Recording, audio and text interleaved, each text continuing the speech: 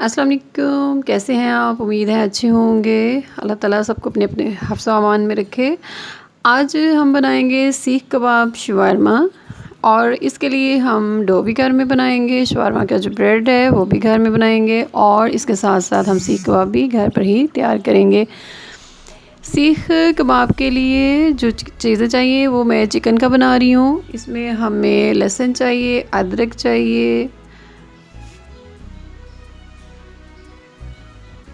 पहले ये boiled chicken है, इसको मैंने इसमें डाल लिया चॉपर में, हरी मिर्च के साथ धनिया, हरा धनिया, प्याज, लहसुन, अदरक, ये सारी चीज़ें हम इसमें शामिल करके नमक मिर्च डाल के इसको अच्छी तरह चॉपर में चॉप कर लेंगे।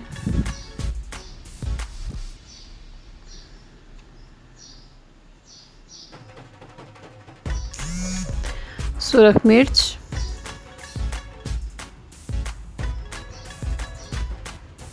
हल्दी, नमक, गरम मसाला पिसा हुआ, नमक मैंने तो 1 चम्मच डाला है, बॉईल करते हुए चिकन में भी डाला था हाफ़ चम्मच। आप अपनी पसंद से, अगर आप तेज़ खाते हैं तो ज़्यादा डाल लें, कम खाते हो तो कम डालिए और फिर इसको चॉप कर लें। हाथों को ऑयली करें और इसके साथ आप जो है सीख कबाब बनाना शुरू कर दें, लंबे कबाब बनाएं। इसके लिए अगर आपके पास सीखें जो होती हैं सीख कबाब वाली, अगर आपके पास वो है तो वो ले लें। ये मेरे पास वही है तो मैंने वही ली है, इसके साथ आप बनाएंगी। या अगर आपके पास वो नहीं है तो कोई पेंसिल वगैरह भी इस्तेमाल की जा सकती है इसको बनाने के लिए। और इसके बाद इसको तवे पे फ्राई कर लें, इसको डीप फ्राई नहीं करना। इसमें मैंने किसी किस्म का कॉर्नफ्लोर या अंडा वगैरह शामिल नहीं किया, सिर्फ चिकन है और प्याज, लहसुन, अदरक, हरी मिर्च, नमक मिर्च और गरम मसाला पिसा हुआ थोड़ा सा शामिल किया है। जब एक तरफ से आपको लगे कि ब्राउन हो गया है तो साइड चेंज कर लें। एक देगची ले लें, खुले मुंह वाला बर्तन ले लें और मैं इसको दम लगाऊंगी। इसका धुआं इसके चाहिए मुझे थोड़ा सा स्मोकी इसका टेस्ट करने के लिए, तो मैं इसको कोयले से नहीं, रोटी के टुकड़े को जला के उसका दम दूंगी। इससे वो बहुत अच्छा उसका टेक्सचर बनता है। इसके अंदर रख के रोटी का टुकड़ा बर्तन के अंदर, उसके ऊपर उसको बंद कर दें अच्छी तरह। तो 10 मिनट बाद तकरीबन या आधे घंटे बाद आप कम से कम उसे आधे घंटे बाद खोलिए तो ये बहुत खूबसूरत उसका स्मोकी टेस्ट आ जाएगा इसके अंदर।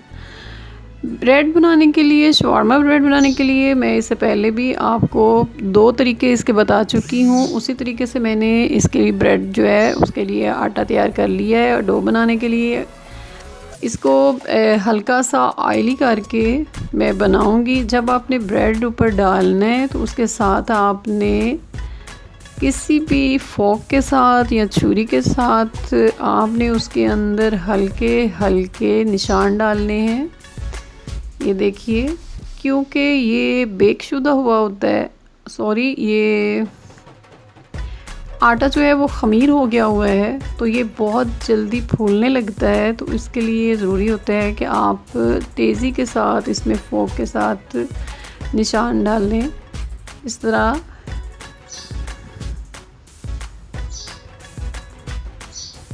इस तरह वो फूलेगा नहीं, उसके अंदर जो हवा जमा होती है, भाप जो बनती है, स्टीम जो बनती है, उसको बाहर निकलने का रास्ता मिल जाता है, वो फूलता नहीं है, वरना ये बहुत ज़्यादा फूल जाएगा, नान की तरह बन जाता है।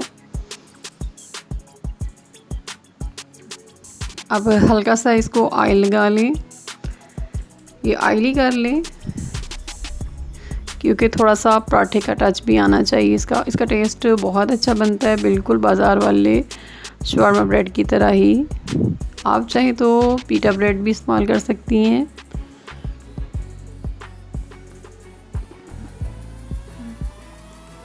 दूसरी साइड पर भी हल्का सा इसको ऑयली कर लें।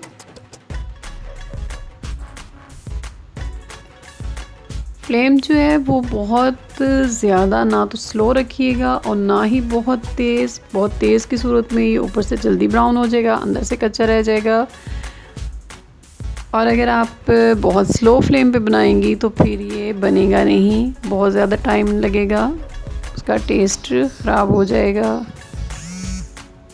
जब आपको ये लगे कि मुकम्मल तौर पे बन गया तो आप उसकी साइड चेंज कर लें। ये मैंने पराठे जो हैं शवारमा ब्रेड जो के लिए तैयार कर लिए हैं। ये बहुत टेस्टी हैं। अब हम इसकी फिलिंग करेंगे। मैंने सिर्फ बंद गोभी और मायोनीज़ ली है। मायोनीज़ के अंदर कटी हुई बंद गोभी को मिक्स करके ये मैं लगाऊंगी। कुछ बच्चे या बड़े जो हैं वो केचप या मायोनीज़ पसंद नहीं करते, तो वो सादा भी बना सकते हैं। आप चाहें तो सैलेड के साथ भी इसे इस्तेमाल कर सकते हैं।